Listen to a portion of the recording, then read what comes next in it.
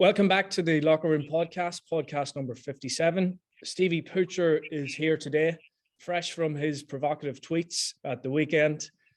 We've also got ex-Wexford and Kildare manager Jason Ryan, alongside our own ex-Down 2010 All-Star Danny Hughes.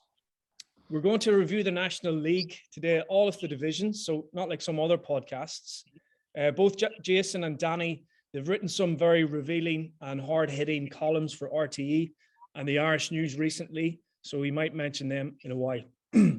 But before that, a huge thanks to our sponsors, Ripped, for supporting the podcast. Rip's online platform provides coaches with everything they need to optimize athlete performance. Head over to rip.app for more information. Okay, lads, thanks for coming on. Jason, we'll start with you, and we'll start with Division 1. Kerry and Mayo in the final. Armagh just missing out there after that Donegal defeat. Your old team, Kildare, just getting relegated. But obviously the story there from Division 1 has to be Dublin's relegation and that Monaghan game, the last-minute survival at Clones. Dublin seem to be coming good there in the last couple of games of the league, but they've just left it too late, haven't they? Yeah, left it too late, and I suppose a combination of that and in a game against Monaghan, it was so close that they didn't, get that, when you lose a game by a free in the last couple of minutes of the game or last minute of the game, it's a pretty bitter pill to swallow. So I'd imagine they'll have a lot of regrets. It wasn't as if things were fixed after the Tyrone game or since the Tyrone game, but for sure it's a case that there was enough glimpses there for us to see that if Dublin can tighten up a little bit defensively, they're conceding too many goals. If they can take more of the scoring chances that come their way, I probably query how really cohesive they seem to be. It's a standout thing. I would have felt that from over the last 10 years, that with Dublin, when they were attacking, they did it in such a cohesive manner. It was a real whole team from Cluxton all the way up. Everybody knew their role, knew what was expected of them, regardless of what they were faced against. But exactly the same in defensively, they were just so efficient. Look, in the league, they just didn't have that level of efficiency in a consistent manner. So yeah, it's you would have thought that some of the players that up to now everything has gone really rosy for them during their Dublin career, all of a sudden now there's a level of questions being asked of them by the media, questions being asked of them by their fans, that there's going to be a level of self-doubt that they'll never have experienced before. So it's going to bring a whole list of, it's new challenges for them really. So instead of building on where they've been, now they do have to, and it's not about reinventing themselves, it's just getting closer to how good they have been in past seasons. Jason, you mentioned their defence there. They've conceded 11 goals throughout the Division 1 campaign, but why did they get relegated? Was it because the quality of players? Was it their tactics? Is there a loss of appetite there amongst the current players because they've won so much? Or is it because the competition has gotten better? I think the latter is one that jumps for me. That the big story for me in Division 1 is how competitive it was. The teams that are relegated, they won games. We very often had Division 1 where teams have gone down and they've gone down with a whimper and they just weren't competitive in games. That Dublin went down and yet they had 2 wins. Kildare went down with 5 points. So it's a case that I believe other teams are closing the gap. I would have felt that Dublin were, over a period of time, were the most organised team in the country and they were the most efficient in how they played. Whereas now there's a number of the other teams that they've closed that gap and they are better in possession of the ball. They're able to mix their game better. Their decision making is better. They're more structured in how they defend, and they have a greater depth in their panels, and they're closing that gap on Dublin. But I do feel that a number of the players for Dublin didn't have the standout performances in the league that they have had in the past. That how effective was Brian Fenton at the start of the league? I think he finished better than he started. But when you have players that are as influential as him and they're not dominating in their position, then it's going to be problematic. But missing James McCarthy for the start of the year is a hit. Con Callahan has started the year. Missing out on him is going to hit. But there's still, I would have felt that there was enough talent in the group, certainly enough talent in the group for them to retain their status. So it's other teams catching up, but also that cohesiveness that has been there with Dublin. For me, that's a big factor. That is just not quite hitting, not just quite clicking as well as it has in past days. And to put your finger on why that is, that's $1 million question. And Danny, Jason talked about the likes of Fenton. They're not performing particularly early on, and Con not being in the team as well. And how much of this is down to coaching as well, that Dublin aren't playing cohesively? Well, I think with any regime change, there's going to be obviously that initial bounce. And given how successful the Dublin panel have been under Jim Gavin's time, and then there was a relative easy enough integration with Hezzy Farrell being there, and there was changes made obviously there, but it was a COVID year as well. There's a lack of crowds, and you sort of felt that that you weren't really getting a true picture of what Hezzy Farrell. He hadn't had any speed bumps. He hit them obviously big time last year, and then that does begin to show itself in the wider panel. There was a lot of retirements and boys that had their Celtic crosses tucked away, that their All-Stars tucked away, and they wanted different things for their life.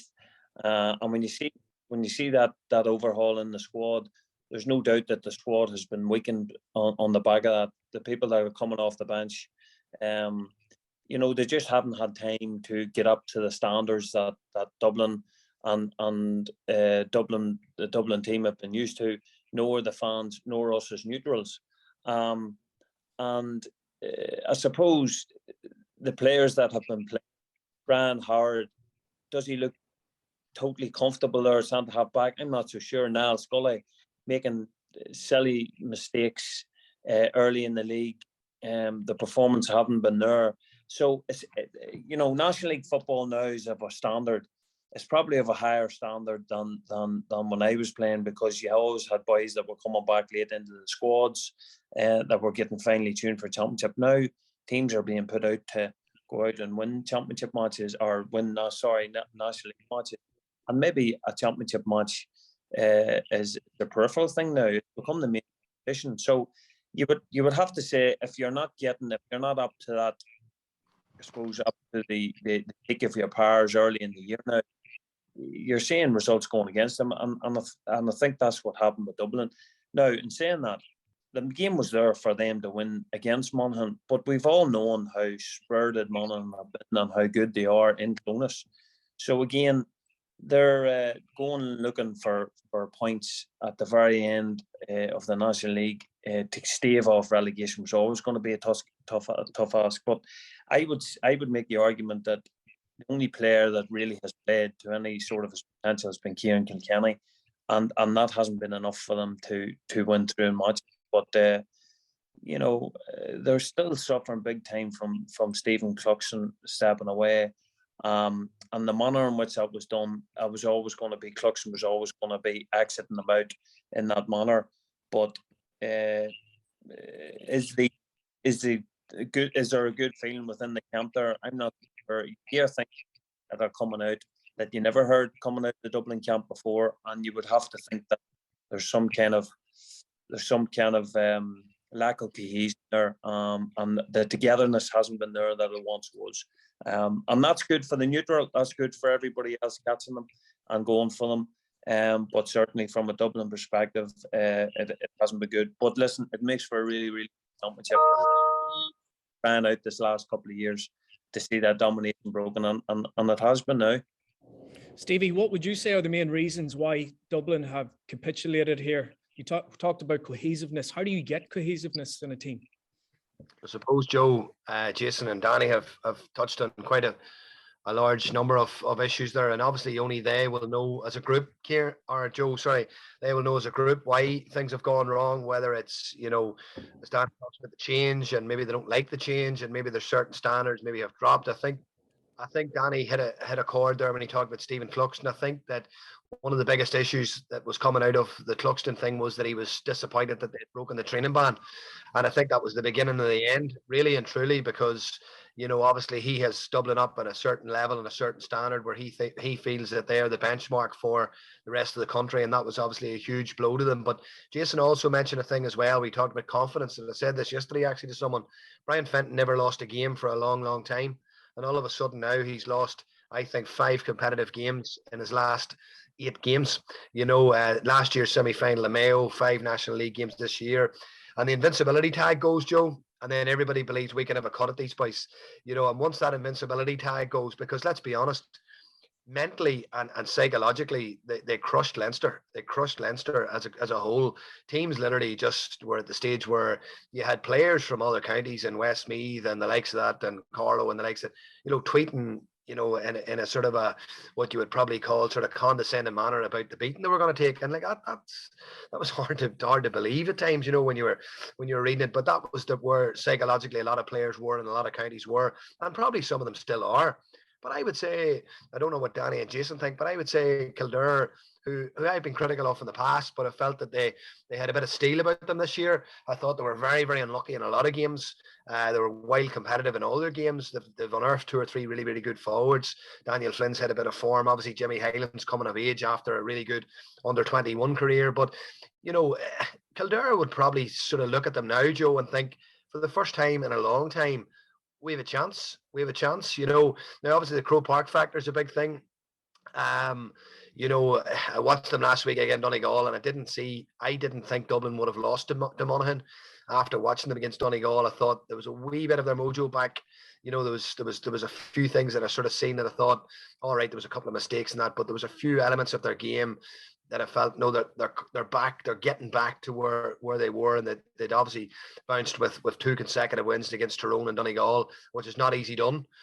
But it was just a bridge too far, Monaghan, and as Danny said, there's still a chance to win the game. But Joe, I'd say we've covered probably most of the issues that have happened. But as I say, only deep down they will know. But one of the striking aspects for me at the weekend, I don't know what Danny and Jason thought, but one of the striking aspects for me at the weekend is I honestly didn't feel the fight and spirit was really there. It was nearly as if, right, this game is here. Do you really want it? And even Mick Fitz, getting sort of out-muscled by Jack McCarron for the lobbed goal, but he stopped with his hands up, looking at the referee, looking for a free. That never happened before. There was always small... a couple of yards off McCarron as well, wasn't he, Stevie? He was always 2 or 3 yards away from him. He just wasn't close enough.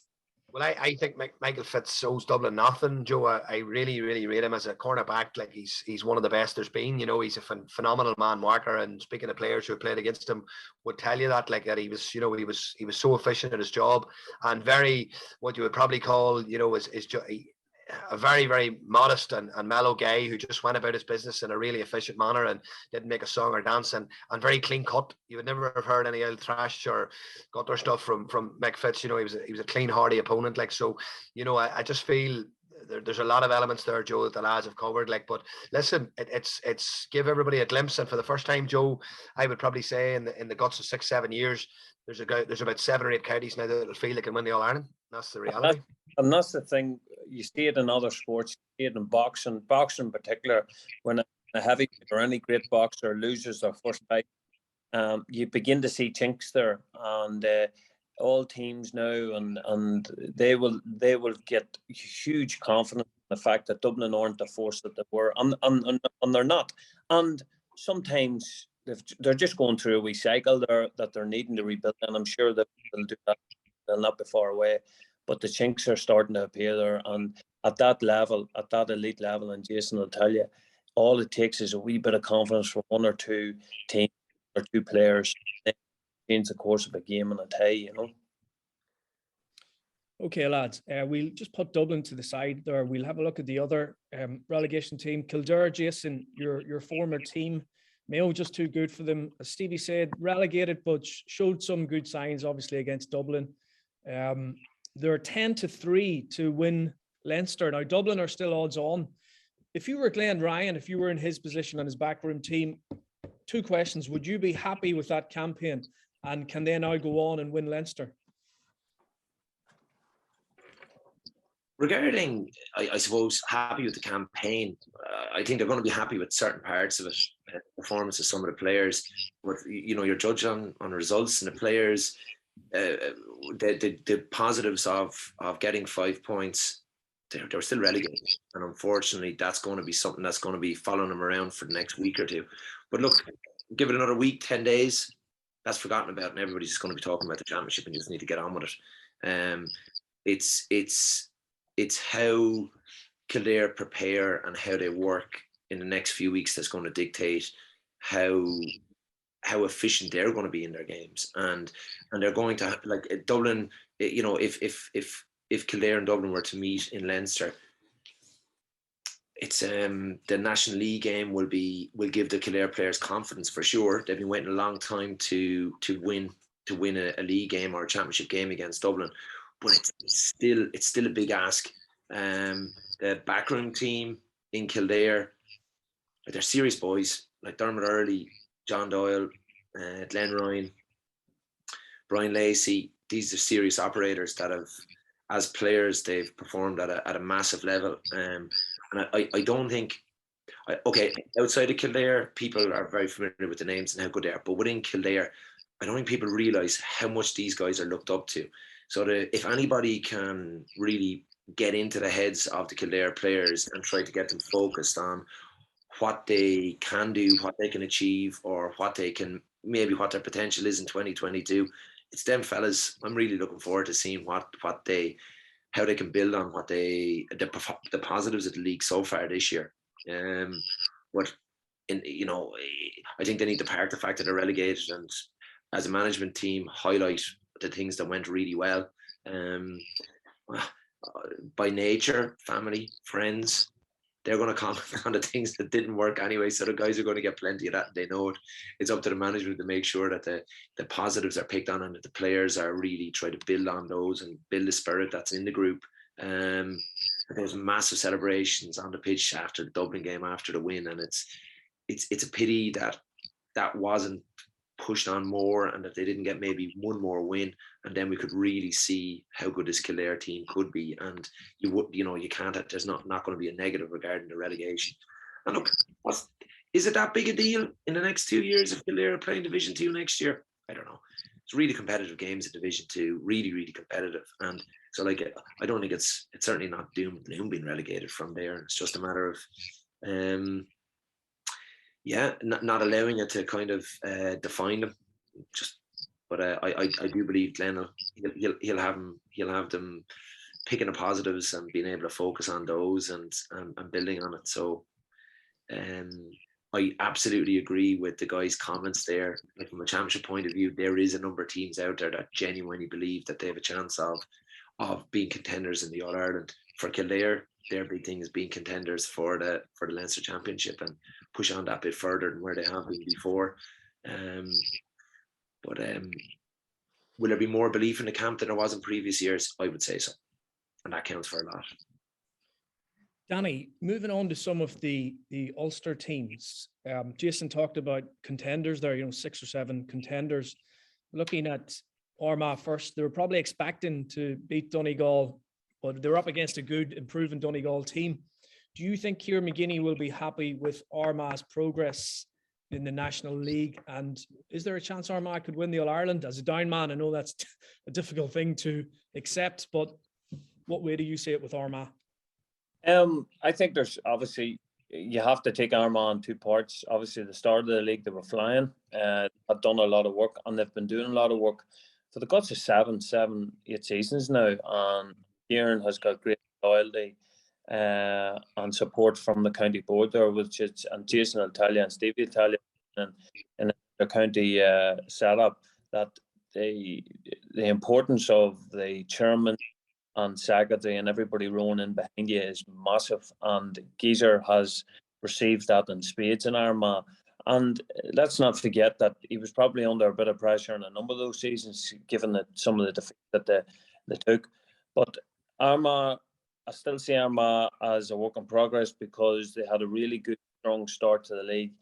And for me, I would have been expecting and wanted them to be in the National League final if I was an Armagh player, supporter or manager, because they had done well, and back-to-back defeats to Mayo and Donegal would have been really disappointing for me.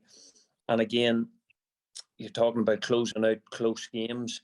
They had beaten Dublin. They had, got a couple of good results there. They'd beaten Tyrone All-Ireland, although Tyrone were still finding their feet. But you would like to think if you were producing those type of results that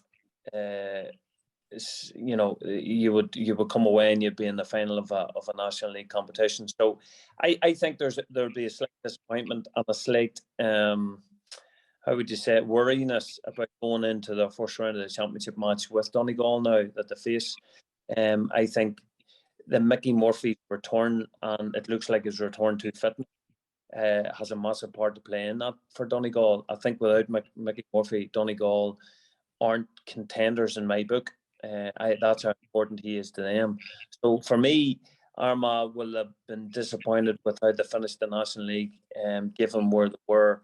And again, with those back-to-back defeats, I think there'll be a wee bit of just be that we see the doubt within supporters and neutrals' heads now.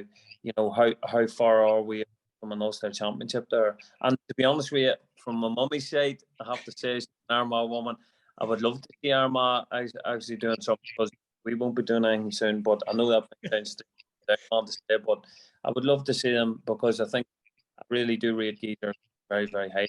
But I think the players have worked very, very hard this last years to get there. So listen, you would have to say there's be a slight disappointment for me. Certainly looking on. Stevie, both teams, Donegal and Armagh, meet in the Ulster Championship on the 24th of April in Ballybuffet. Given that, as Danny said, Donegal are improving and Armagh have stalled or a little bit, who do you think is in the driving position to win that game, or who has impressed you more? I suppose it's like anything, Joe. Out of all the provincial championships, Ulster is probably the most attritional and the most hard to predict, because last year, coming into the Monaghan Armagh game in Newry, you wouldn't have foreseen Monaghan doing what they did to Armagh, at that stage. And I really fancied Armagh to obviously kick on last year. I seen them, played against them last year with Roscommon. I thought they were hugely impressive, hugely well organised. A lot of on-field coaching. There was not a lot of sideline coaching going on. Players were well versed in what they were doing, game plans, systems, calls, different strategies during games. Obviously, a huge basketball influence from Kieran Donaghy as well. How they're setting up zonally defensively. I think they're one of the most organised teams in the country. But they're also mixing their game, Joe, with a lovely kick passing game as well, because they obviously have good ball winners inside. But they also have good, strong running power with the likes of Stefan Campbell and guys like this. So, they can mix their game, Joe, which I think is a huge thing. But Danny's completely right. I think Kieran McGinney deserves a lot of credit for what the job he's done. Anybody that you speak to, and I'm sure Danny has been involved in Armagh club football coaching in the past, Armagh club football is not manically strong as a club scene. It's not manically strong. But what he has done, Joe, is he has managed to get the best players in Armagh, not necessarily the best players, but those who want to commit to Armagh long term. And he's a group of players. He's got rid of the bluffers, the messers. He's got guys in now that are willing to put their shoulder to the wheel and engage in a high performance environment for the guts of 5 or 6 years now. And they've had setbacks. But I completely agree with Danny. Michael Murphy, Donegal, Michael Murphy, either with him or without him.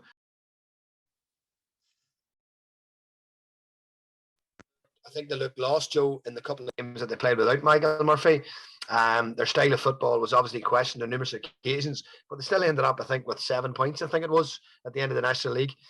I felt McBrearty had a wee spark back when they played Dublin and Croke Park. It was the first time I thought McBrearty looked quite sharp. But for them to beat Armagh, they're going to need a tune out of Michael Murphy and Patrick McBrearty. And let's be honest, they've probably been, you probably wouldn't even say anything but a slight bit unlucky over the last couple of years. The Cavan won that game solely on emotion during the whole lockdown thing, and it was a dogged old night in Armagh in the depths of the winter, and Donegal were huge favourites. I felt that year they were well equipped to give Dublin a decent game. Cavan got over the line and got slaughtered in the semi-final, and then the following year, obviously against Tyrone, if Murphy hits the net, Joe, they're 5 points up, they're in control, and the way Donegal set up and the way they play, there's no way back for Tyrone. Michael Murphy misses a penalty, 30 seconds later gets sent off.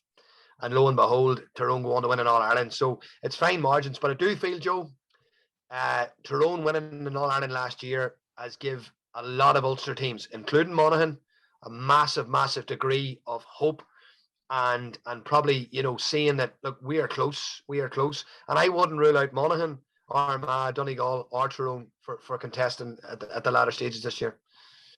Well, certainly Monaghan play down at Clones on the 30th of April, and then I think it's Tyrone or Derry in the semi-final for them. So they've got a difficult route there, as always. Anyway, with Ulster, you would expect that. Jason, I was going to ask you about Donegal. How important is Michael Murphy to this team and the likes of McBrearty? They do have these individuals that they really need. They're just exceptional. You know, like the Donegal team is massive physically. They're just huge men, very mobile, really big men. But it's having your focal point higher up the pitch when you're in possession of the ball, guys that can hold on to the ball, make good decisions, get into good positions to pull the trigger, and then when the guys are moving really well, Paddy and Michael, they take defenders away. It allows, there's such a draw, and it creates so much space for the running of the likes of Ryan McHugh and these guys they're able to just, if there's nothing space at all, they just gobble it up. However, if the likes of Michael Murphy and Paddy McBrearty aren't performing, it just means that there's a little bit more reliance on playing a running game by Donegal, and they're just not able to mix as much. Now, I'm not talking about that Donegal are going to be kicking the ball early at all, but you have the ability to give a ball that's maybe 60-40 rather than giving a 90-10 ball to a guy, you know. So they are able to give that ball, and that these Paddy and Michael are strong enough to hold on to the ball. If the opposition double up on them, the guys are still physically able to break the tackle and offload it then to somebody else, and then just recycle the ball, and away they go again. And then you have their free taking ability. I don't like Paddy McBrearty. Some of the scores that he kicks they're just absolutely outrageous. They're just unbelievable kicks from unbelievable angles. For a lot of other players in the country, be saying, don't even think about it. No, just forget it. That's a poor decision. Don't want you shooting from there. But he's just able to nail it so often. So look, they can't afford to lose those. But it's the same for the majority of teams in the country. You know, they lose one or two of their key players, and all of a sudden you go from being a contender to being an all-star. That's how tight it is. There is not a great deal between a number of the teams at this moment in time. And a couple of teams we haven't mentioned there in Division 1, Stevie, Monaghan, they've escaped relegation again, time and time again. They seem to escape relegations for such a small county with limited resources. And we'll obviously talk about other counties in Division 2 later. What is it that keeps these small counties at the top of the table every year? Or Joe, I've ventured down to Clones for the Monaghan Mayo game this year. I actually just stood behind the goals and watched the game from behind the goals. And obviously they possess one of the best in the business at number one. It's a serious weapon. You know, it's your kickouts are obviously a launch pad to build attacks from, and he's no better man to do it than Rory Began. You know, but I'll tell you what they have, Joe, down the spade in their team. Like, you know, the likes obviously Drew Wiley was back at the weekend. You know, they've Desi Ward, Darren Hughes, Big Kearns, Manigan. They've obviously discovered him this year. You know, Gary Mohan as well. Jack McCarran's been a while around. McManus, like they've got dogs. They've dogs. Kieran Hughes. They've dogs of war. They've warriors, Joe. You know, they've absolute warriors. And as Danny said, the spirit and the togetherness that they show. It's one of the smallest counties in Ireland. It's unquestionably one of the smallest counties in Ireland. Before Malachi O'Rourke went to Monaghan, they really didn't have any illustrious history or tradition. They weren't contenders. They were playing Division 3 football. Now all of a sudden you're talking about Monaghan in the same breath as Dublin or Kerry or Tyrone, you know, at contesting these titles. And let's be honest, Joe, last year it was only a kick of the ball between them and Tyrone, 1 point in Croke Park in the Ulster final. And if they had got through that, who's to say they couldn't have give Kerry a game? The one thing that might just let them down is a slight touch of maybe strength and depth within their squad of real high quality substitutions to come in and impact the game. And again, you know, Conor McManus's impact for them, but at the same time they won on Sunday without Conor. Look, they've moved this year. I think they've moved the likes of Ryan McInespy and Conor McCarthy, who have historically played up front. they've moved them back to wing back, and they just seem to have a bit more of a footballing influence coming out of defence of the ball, Joe, whereas before Monaghan defenders would have been seen as being maybe slightly more agricultural and stoppers. Like now they've got a bit of football coming from deep as well, so they can mix their game. One thing I noticed what they did against Mayo quite a bit in that league game that I was at, they kicked the ball quite a bit, Joe. They did try and mix their game up quite a bit and kick the ball a fair bit, and they did the same against Dublin. I think McCarron's goal came from a kick pass, a direct ball in as well. So they've found some fine footballers. Joe, their club team, Scottstown, who have historically always been at the tail end of Ulster club campaigns, like they possess a huge amount of experience, and that's one thing about them, Joe. They'll have a huge amount of experience. But one thing as well, Joe, about Monaghan, their underage structures are very, very strong. They're well organised. They've a very progressive development squad system. They've got a training base there in Clonagh as well, just outside Blaney. And, you know, they've a lot of pieces of jigsaw in place. The Monaghan schools are doing fierce work as well. So when all that's happening, Joe, and, you know, you've obviously got a little bit of recent tradition and history as well with their Ulster titles with Malachy. It all adds to obviously a progressive county who will always be competing. And listen, the fact that they stayed in Division 1 for consistently, was it 6 or 7 years now, is it? Is it that long? No, outside of Kerry, they're the longest serving, I think, in Division 1. That's class, you know, and you have to hand it to them, Danny, you know, for being able to do that. Like, but listen, they'll be hard beat, Joe. Like, unquestionably, they'll beat down in the first round, like, and you know, and they'll beat down comfortably in the first round. But it's after that, you know, will be their acid test. Those will be the big tests coming then, and to see if they can obviously progress this year and win an Ulster title, you know. I think when it comes to Monaghan, and when you look at Bernard Brogan's book even, and he talked about the weekend challenge matches, the county of choice that there was Monaghan because of that spirit. If you were going to war in the morning, as Stevie was saying, they call them warriors. If you were going to war in the morning, you would take Monaghan men, and that's what they've achieved. When you look at success is relative. It mightn't be in trophies, it mightn't be in silverware, but when you look at the success of Monaghan, I would put them up there, obviously below the silverware element, but they have been so for the guts of 2 decades now, and how they've gone about their business. And as Stevie said, they've got structural stuff right, and they're all rowing in the one direction, and they're a very together team. So you can achieve so much when that's the case. They certainly have a never say die attitude anyway. Lads, just looking at the two teams that topped the league, we haven't really talked about them, but we'll just skim over them. Jason, Kerry finished top of the league. Their ability to dismantle teams, their ability to score goals, probably a wee bit disappointed with that defeat to Tyrone at the end. Now, would you say that Kerry are streets ahead of other teams, or are they more bunched?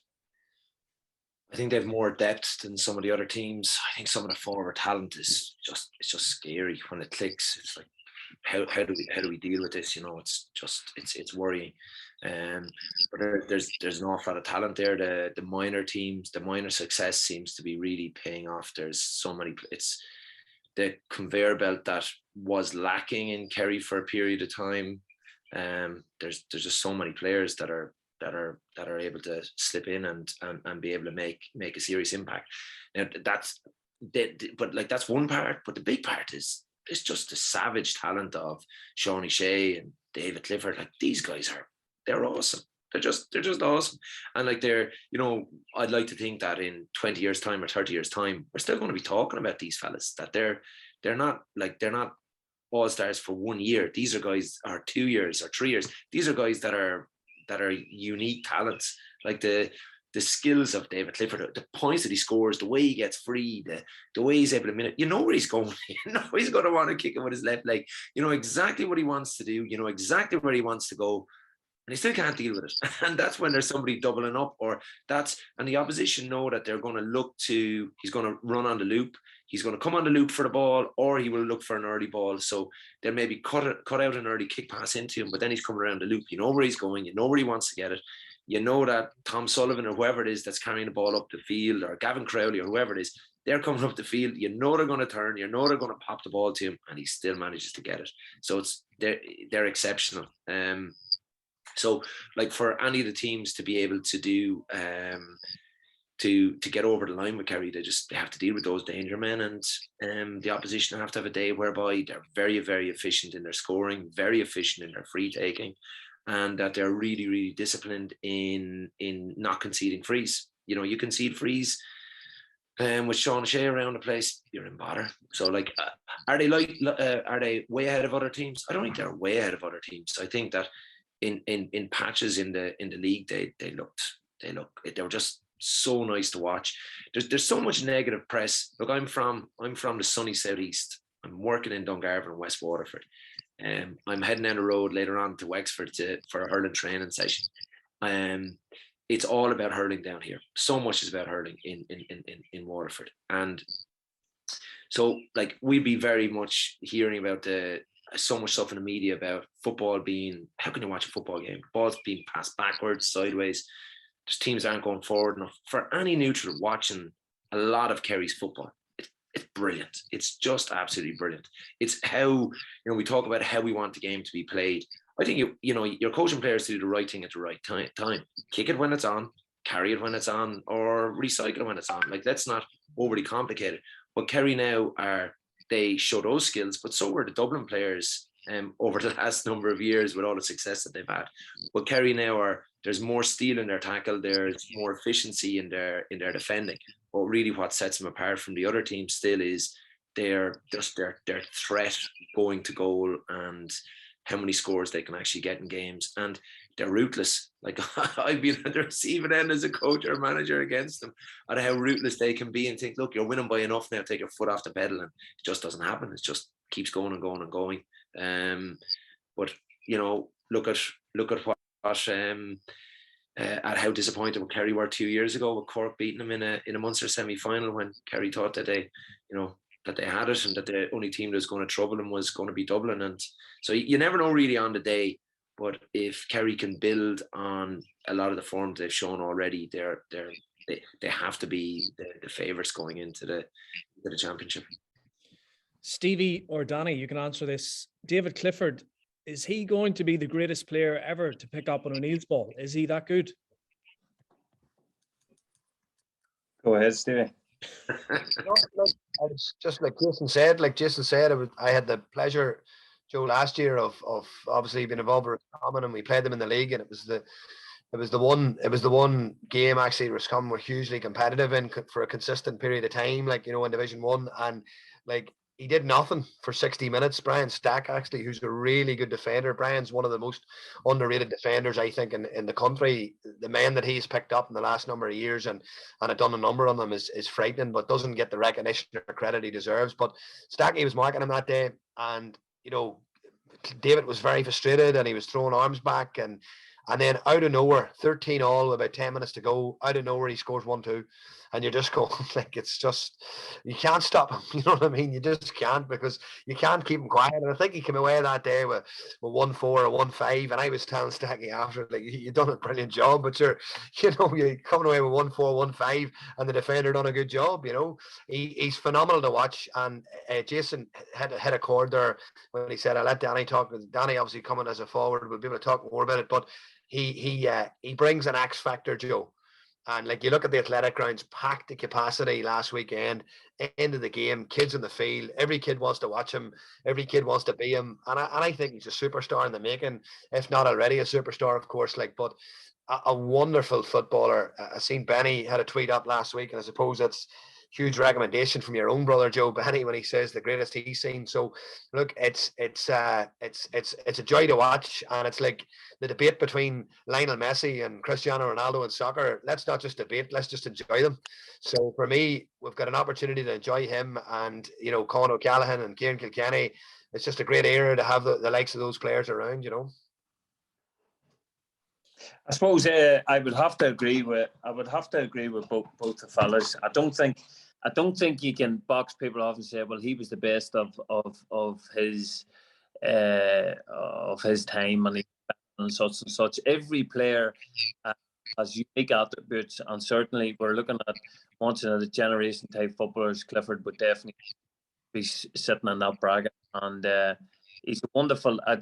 Perversely, Armagh wanted Clifford to be playing last week from an attendance and commercial viewpoint, because he attracts so many to the matches, and to see these guys engaging with the young people, and even the great Dublin teams, they were phenomenal at that too. There was a lot of boys there, Rocky, and guys that would have stayed behind after, and that's what the day is about. Listen, we might argue and fight and contest narratives about, but I have to say, even from my time, the skill level of the modern player is so much higher.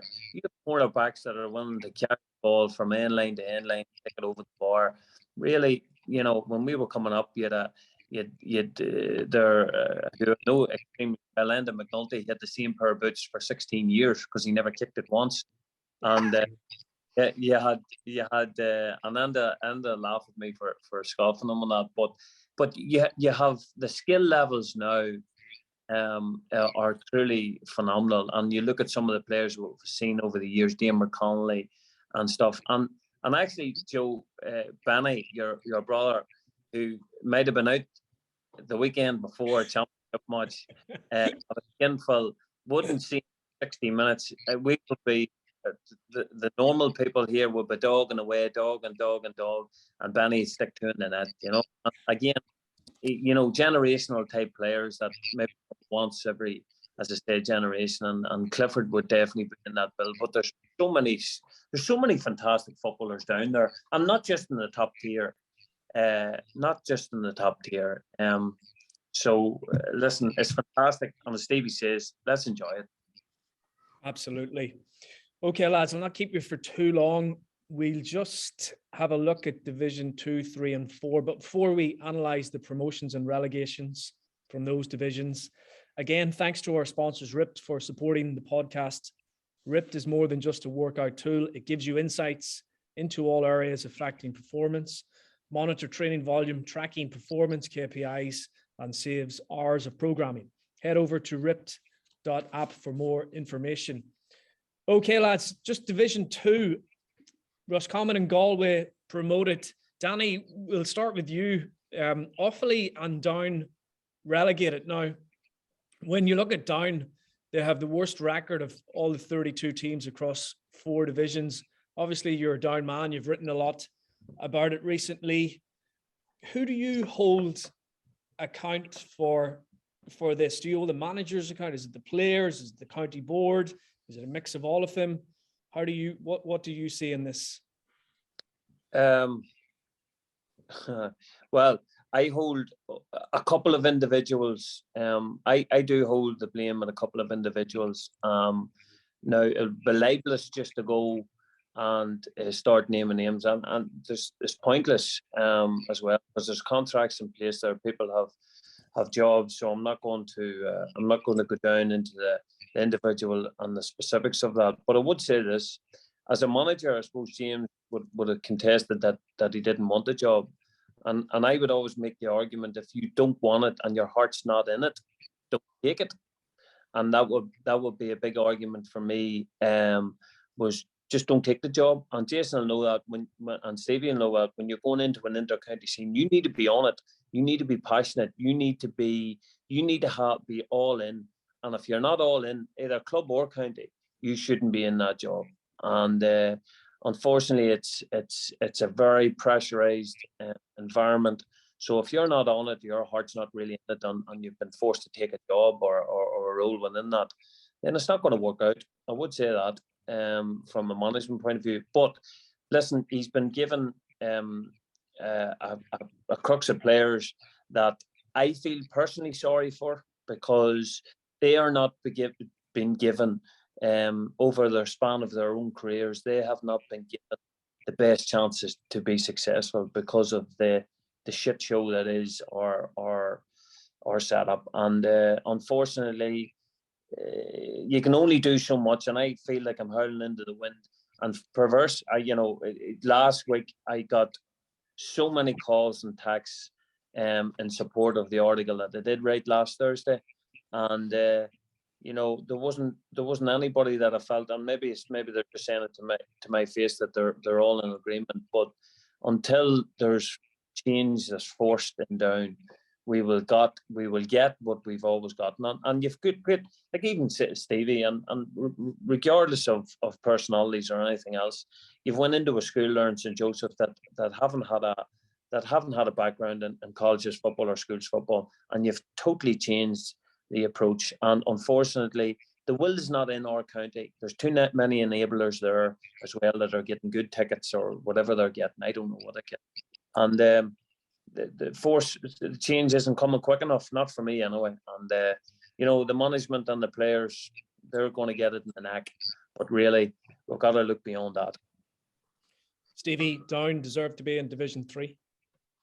100%, 100%. And if we're not careful, we could go to 4. That's the reality. We haven't had a group of players that have committed to the cause either, Joe. I think we've used something like over 85 players in the last 5 or 6 years, which is a phenomenal statistic for a county like Down. We talked about McGeaney earlier, but what he's done is he's got a collective group who have got the best S&C, the best psychology, the best physio, the best coaching. And when you have that, like even from an S&C perspective, like, and to back up what Danny said there, like we've probably had about 4 or 5 different S&C coaches in the last number of years. There's no long-term thinking. Down or never thinking long-term. Like, the decision makers and the administrators, it's all about the short-term fix. And if you're operating like that, yes, you will get the odd bounce. You'll win an odd underage game or underage championship or whatever it happens to be, but there'll be no longevity in the thinking. And I only used my own experience, Joe, from last year with Roscommon, and Anthony, and what Anthony was trying to do behind the scenes wasn't just about the senior team. He begged, borrowed and stealed to make sure that they get an under 23 development squad going, so that all these young players that are coming through in Roscommon, that they have they have a pathway to senior level. There's a long-term thinking. Everybody's rowing in behind. Brian Carl, a fantastic chairman, Valerie, the secretary, like great people, like who just, but they know their role and they know their jobs. And the likes of Padraig Mitchell, they're behind the scenes in Roscommon too as well. Phenomenal work. I get my eyes open, Joe. I get my eyes open, and how a county should run and their development and their structures and things like that as well. And it's phenomenal where we're at, Joe. Danny mentioned the schools, and look, we're doing our best. Myself and Kevin had the boys out today after school for a good hour, and we're in a wee final next week, and we're another semi-final under 15 level as well. And we're trying to change the culture. Newry's a big city. 100,000 people live in Newry. We haven't had a Down senior footballer in Newry in 12 years, Danny, which is mental. Damien Rafferty was the last player out of Newry who actually played for Down. 12 years in a city of this size, that we haven't produced a single county footballer. And again, this is a whole different avenue, Joe, we could talk about all day. But for me, we've lost big personalities in schools football. Barney McAleenan and St. Mark's, PJ McGee and Castlewellan, Gride Adams and Kevin Brady were down doing a fantastic job at De La Salle. I'll go back to the old vocational schools football, where Down schools were really competitive, and the St. Malachy's at Castlewellan, St. Mark's Warren Point, St. Louis Kilkeel, and these schools, even my own former schools in Columban's Kilkeel, which close of fallen numbers, we were producing footballers, in the last Ulster final, 2012 Ulster final, there was 13 players came out of St. Mark's and St. Columban's, 7 from St. Mark's, 6 from St. Columban's, and those personalities in those schools, Joe, haven't been replaced. As Danny says, you're relying on goodwill people, and sorry, Stevie, and just to cut across, but we're not producing them in the schools system, and I totally agree with you. But what is Down County Board doing to help the schools to think they're not? And they're just allowing schools to just try and do their own thing and take their hands off. It's got to be better than that. It's got to be that full-time S&C role, head of athletic development. And you see all the other counties doing it. Peter Donnelly's doing it in Tyrone. Cavan had Peter Donnelly for a long time. We don't have any. As you say, it's total short-termism. And it's not even a short-term fix. It's not even a fix. It's just, I don't know what it is. It's not even thought out. It's, such and such, I'll sort it out, or I'll sort it out. And nothing's transparent. Really, it's so frustrating. Okay, lads, we can't stay too long on Down, but Jason, how important is it you've managed at the elite end? How important is it, for the manager to want the job and not to be asked or begged by the county board? And things like schools and, turnover of players, that must be 85 players, Stevie said, they've had in the last few years. That's just not normal. Yeah, I suppose the second question there regarding the turnover of players, when we were talking about Monaghan earlier, when the guys were talking about Monaghan, their strengths, that's the big standout for me, that they don't lose players. So if somebody's not involved, it's because their form is not a level as required. So they've kept the core of players, and they're just adding one in here, two in there, and it means that you have an awful lot of continuity in the group. Continuity of players is number one. Like, that's the most important thing that you can possibly have. Regarding the schools, in the short term, it's not going to make any difference whatsoever. So, like, if you're looking for results this year or next year, the schools are going to have no difference at all. But, like, to create a pathway for players to your academy squads, yeah, you're going to get a certain amount of coaching, improving coach education, which are club coaches, vitally important that happens. But the reality is, during winter time, there's not any club games going on. It's all schools football, and it's a brilliant chance for the boys in the schools and the girls in the schools for them to play against other strong opposition, to play competitive games, to have structured coaching sessions at a time of the year that they're just not playing any Gaelic games at all. So it's for sure, schools competitions are really, really important. You can go out and play a school game and you just fulfill a fixture, but what are the players actually learning? What are they developing? How are they improving for their clubs, and how are they improving for their county teams? So having good quality people in schools is key. But it has, like, the last few years is a challenge for schools all over the place. I'm still in school here now, and so, like, we're all struggling regarding staffing and having people in school and whatever it might be. So there's all of those challenges, but look, you guys there know far more about what's going on in Down football than I do, so I'm not going to comment on that. However, like, there's no doubt having a good school set up, having strong academy set up, having good coach education, it all points in the right direction of having better players coming through. Because, like, it's something that I've noticed the last couple of years. I've been working with our academy squads in Waterford in hurling and in football. And what's really interesting, like, is just creating the right environment, creating an environment for the players that by the time they get to a county minor squad, what prep has been done with them? What kind of people have you developed? Do they realise what kind of commitment is required to be an inter-county player at minor level, at under 20 level, and then even more that's required at senior level? And the feedback that we would have gotten from the senior managers.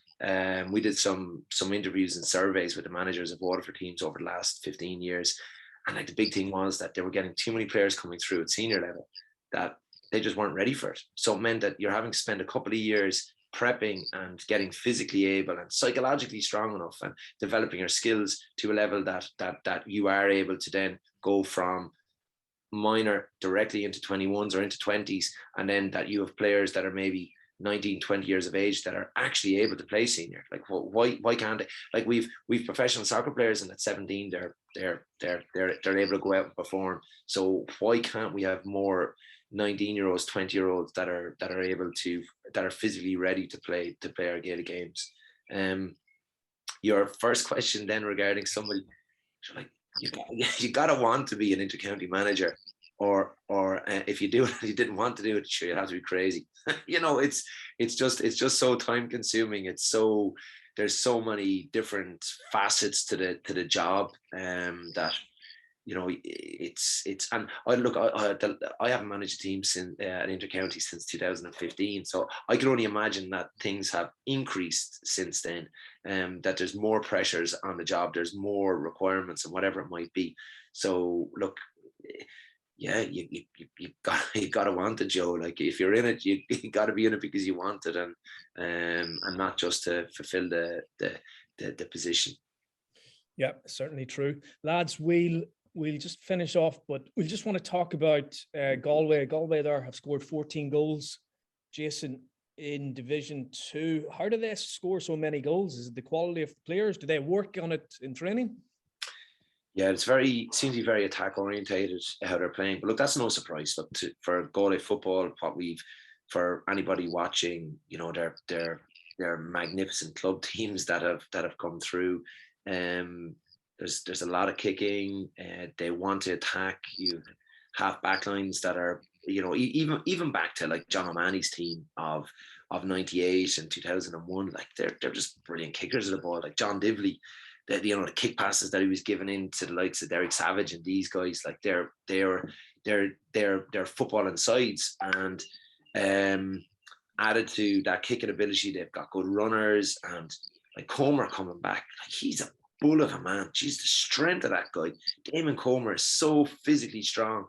And as he's holding off a player, his ability to solo the ball and to keep control of the ball while he's being tackled is just, it's brilliant. I'm delighted to see him back. Like, you know, we're talking about like some of Kerry's players and what they can do, but it's the game is better when you see the likes of Damien Comer performing. And like Shane Walsh, Danny was talking about skills. Like when you see Shane Walsh taking a free off the ground with his right leg and then popping over to the other side of the field and he do the same thing with his left leg, it's just awesome. Like it's just so, and I think, you know, if you're coaching the game, you appreciate these skills even more because you realize how difficult it is to try to work with somebody to develop the, you know, the ability to kick off both feet.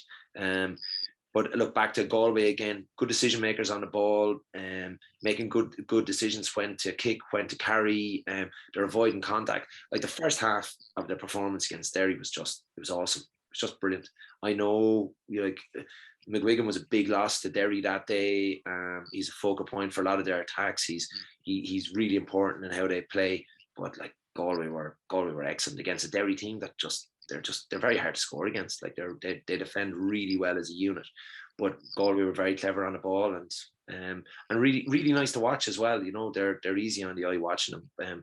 And it's still hard to know how good are they. You know, okay, they did very, very well against Derry and Meath and Clare and Cork and Offaly and Down, but I don't think Down, Offaly, Cork are particularly happy with their seasons this year. Neither are Meath. So Division 2 this year was all about the teams at the very, very top, Roscommon, Galway and Derry, and then the rest, I think, will have finished the league either relieved to have stayed in the division with Meath and Clare, and the other teams, look, the Cork, I know they'll be delighted to have stayed up, but they won't be happy with how they performed. So against the stronger teams in Division 1, it'll be really interesting to see how good are Galway. Like, is it, you know, so like that's my take on it.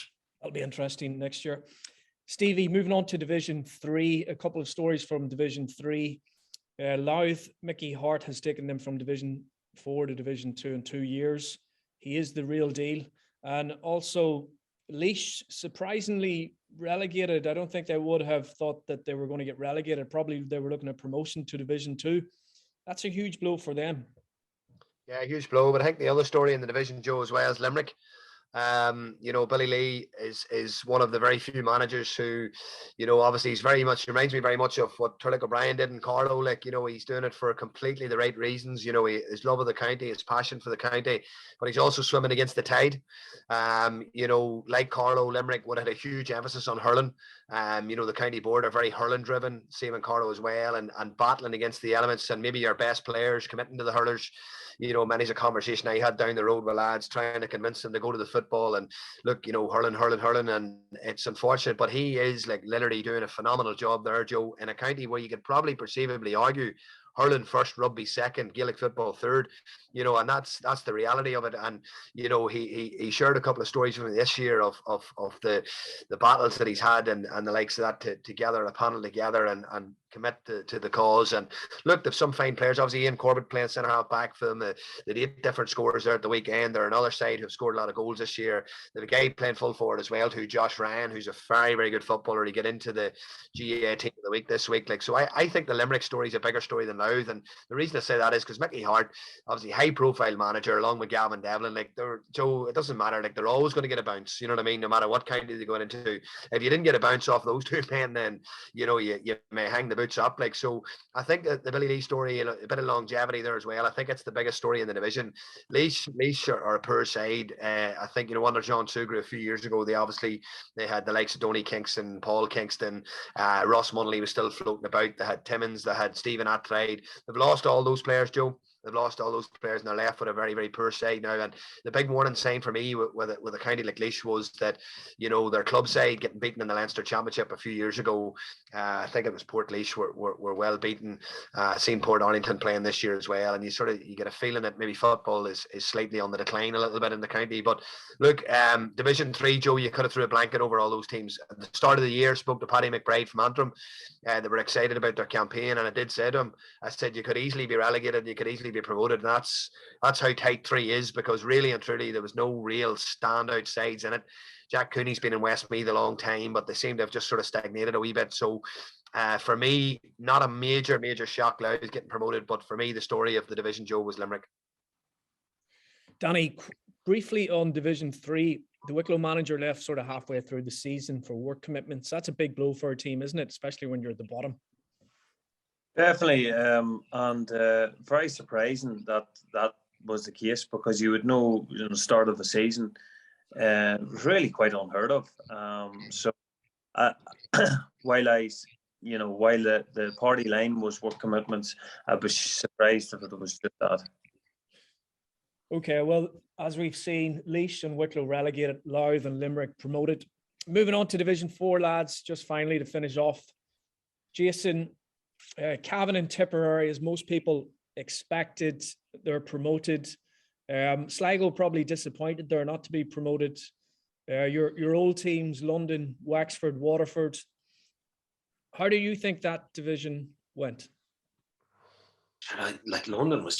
London's brilliant, lads. Just to think that it got 3 wins, just unreal. I don't like, it's just a massive boost for them. But maybe it meant the Kerry fellas, that was like the Kerry second team playing, but like it's just fabulous. I don't think people at home here realise the importance of the GAA in America, in Canada, in London, in England, in Australia. Our Gaelic games abroad, it's just so important. And I'm not talking about going to watch London's games. Good cracking rice slip, nice on a Sunday afternoon, going out and watching the game and having a few beers and whatever it might be, and catching up with some people and meeting people that have just come over for work or college or whatever it might be. But it's so important for the young guys that are born in London, that they maybe aspire to play with the London team. And for the guys that go over that are handy footballers, that it's a chance for them. Maybe they didn't get a chance to play inter-county at home, but it's a chance for them to play against the best of the best from home. It's just fabulous. So like, they're still, for me, that's the big thing that came from it, because there'll be so many of those fellas just mad to be involved again next year. No surprise with Cavan. Just like a lot of talent there. When they're talking about continuity, there's a lot of strong continuity there with their S&C, with management, with players. So look, it's no surprise, huge scores in the division. Tipperary with their Munster success, and with when you have guys like Conor Sweeney, like, they're really, really good footballers. So no real surprise. Probably the only surprise is that they started as slowly as they actually did. And then down the bottom, disappointing for Carlow, disappointing for Waterford. But like, even though Waterford finished the bottom, there was a number of their games. There's only 1 point in it. You know, they weren't even like in the Sligo game. Sligo beat them by 1 point. You know, Waterford feel hard done by their sent off, and there's black cards and there's things that went against them towards the end of the game. But they only lost the game by 1 point. But look, for those teams, Palton is going to be interesting to see how that's going to work for them. Not being in, you know, how will they get on in their provincial championships, and but it's a rebuild for a majority of those teams below the Tipperary and Cavan. It's about just trying to rebuild and put together a group of players for a number of years to become competitive. And Danny, you played against your own brother Johnny there when Down played against London, I think, in Park Esler. It was about 10 years ago, was it? 2009, yeah. 2009. Not that day, and he was marking me, so I was trying to find him most days, if not every other day. It was certainly an interesting day, yeah. No, listen, my brother playing for London, and having that GAA Irish cultural kind of route over there is massive. And as Jason said, I don't think people appreciate how massive it is. You can go out to the Far East and go to Australia, and the amount of people that get work, make friends. There was one thing that we're fantastic at in the GAA, is helping each other when you go abroad. And listen, it's a fantastic organisation, and as I say, long may that continue, because it's so important that the respect. And I think the fact that Larry McCarthy became president against, obviously stiff opposition over Jarlath Burns, but the fact that Larry has become president there. It's a tip of the hat to the work going on in America, Australia, Far East, and everywhere else, and in particular London, that keeps our diaspora happy over there. Joe, the last visit I had to Ruislip was in the championship, I think, in 2017, and the game was on the Saturday, and I never got home to Tuesday. So, Jason, you're completely right. It's a wonderful, wonderful spot for a pint. But I'll tell you, Joe, there's no surprise that London are going well. Myself and Danny were discussing it the other day about the huge financial package that you're getting as coach there. There's no surprise that these are going well. I'll have to head off to training here now, lads. So I'm heading across the city now. Okay, lads. Well, thanks very much for coming on the podcast, Danny, Jason, and Stevie. That was brilliant overview of all the 4 divisions. And thanks to our listeners for tuning in. And hopefully we'll see you in 2 weeks' time. Thank you. Thanks, guys. Take care. Thanks, lads.